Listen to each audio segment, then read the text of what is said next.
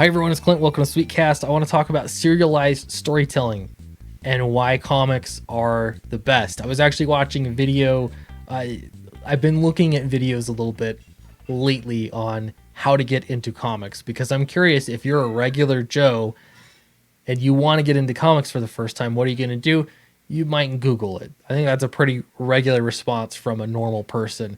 And I want to know what they would see. And so I watched some videos and, clearly it's stuff I know already. But one of the videos, a guy made a point I hadn't considered, and that is that comic books are the best medium for serialized storytelling, period.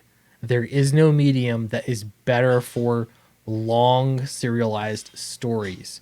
And so I'm going to make an argument for that here and why I think, graphic novels are fantastic, but I think it's a good idea to preserve the serialized storytelling element for several reasons. Anyway, before we get into the video, check out Downcast, Rise and Fall. The goal here is to make this a serialized ongoing series, and I want to make it affordable too. But if you want to help me reach that goal, this is proof of concept. You can actually get Volume 1 and Volume 2 for as low as $35, or you can wait for it to come out on Alterna. That works too. I'm happy to do that. And in fact, you can actually pre-order the volume or the first single issue from Alterna. You can order on their website right now. There's always going to be chimes going off. I can't stop this. All right. Fatal, also on Indiegogo. Fantastic book. Best artwork you're going to see anywhere in comics. And I think that you're really going to like the story. It's going to be a lot of fun. So check that out. Back it today. All right. So let's go back in our time machine. The year is 2010, maybe 2011, maybe 2009, somewhere in there. Amazon was basically giving out Kindles for free. They made them extremely cheap. I think it was like $50, something like that at the time. You get your own tablet when tablets were relatively new. It was just so cheap. What a great deal. The reason they did that is so people would get onto their Kindle store, and the goal was that people would be buying books so that they could read digital books. They're selling them in a digital format. Okay, it's one of those, you sell the shaver cheap so that people will buy razors. So you can make your profit off the razors, basically. That was their goal. I'm not sure how well it worked for them. I imagine they made a ton of money, but I can tell you that there were a ton of independent authors that made an absolute killing. They made so much money. It blows my mind. Millionaires were made, and they were made out of, even books with really not very good covers. Like I look here, here's one, Wool, the original cover, I think, a portion of it there.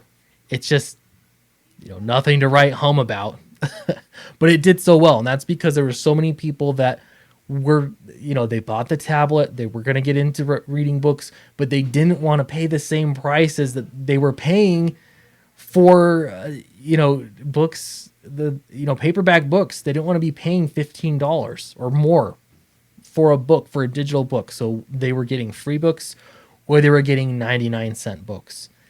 The 99-cent books, those are where all of the millionaires came from. There were people charging 99 cents. Now, you had people like Amanda Hawking who could make an insane amount of money because she could write so quickly. She wrote series. She churned out series after series. I never read any of them. They just did not appeal to me. It was like teeny bopper, romance, Twilight kind of stuff. But she turned them out so quickly that there was always a new book coming out. And at that point, it became the serialized format, and she became a millionaire. She also got a major publishing deal with a major publisher after that. But it all started from this serialized format.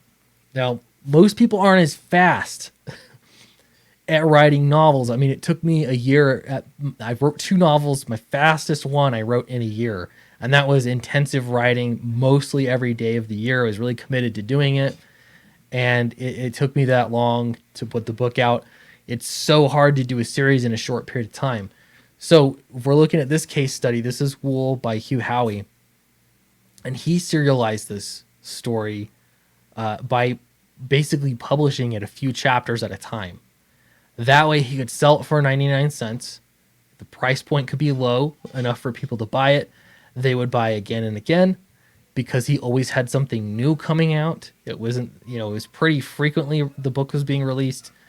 And when he was finished, he had written his novel, basically, chapters at a time. And, he became a millionaire. And now he even sold the movie rights to the thing. He even made a graphic novel, which I have here, of Wool. Apparently, the script was written by Jimmy Palmiotti.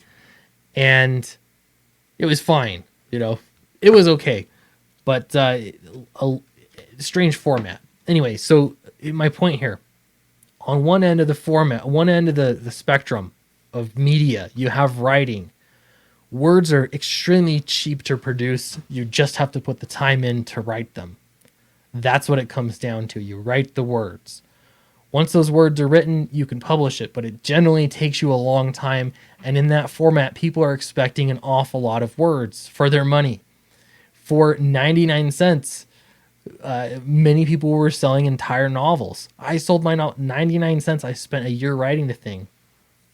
And still, that's what you sell it for, because that's what people expected. That's what they got used to. Now, at the same time, let's see here. I did not lose my train of thought. I just had to shift gears. That's all. All right. There are web series. Now, the more I thought about this in a video format, people love film, but it is expensive to produce even something like this. This is a series called Top Decking. If you're into, is Magic the Gathering based, but basically gamer nerd kind of stuff. This was a fun series. I watched. I thought it was interesting. But I did not realize. I thought, man, this thing's so low budget. It's just some friends sticking the thing together. But I actually had a friend make a similar series. He got the thing funded on Kickstarter, and it took him an awful lot of money to just produce the thing. And it comes to lighting and cameras and crews, your actors. You're paying so many more people to make it happen that making a long ongoing series, it definitely has to be successful, and it certainly isn't going to really be very long. These web series are actually extremely short. Is that a vacuum going? I am not starting this video over. All right. Vacuum stopped. Video costs a lot of money to produce. That's my point. Even for something extremely low budget, something that's perceived as low budget. So why are comics the best format? That's because you can give people a higher production value. The perception is it's a higher production value for less money. That essentially, that's what it comes down to. You can also do that in smaller segments. I mean, it has to be priced appropriately, of course. But when it comes down to it, you can do more for less, and people are also accustomed to it. They don't expect a massive 300 page novel.